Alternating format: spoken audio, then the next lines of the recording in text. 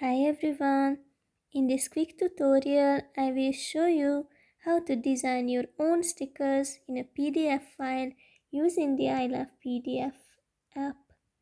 Just open the app and go to the tools where you can find the Create PDF button, tap on it and then browse the templates until you find stickers.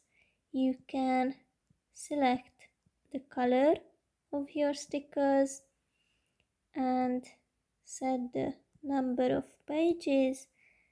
Then click on this red button on the right.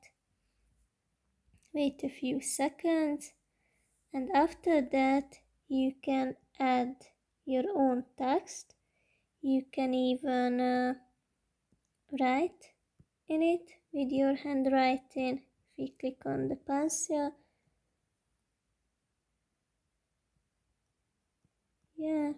so actually you can do whatever you would like to. You can add an image as well. Just experiment with it and you will see. And if we go a bit back and click on the three dots, we can open the folder where our stickers are and we can easily share it or edit it further if we click on the three dots. I hope it will be useful for you and have a nice day.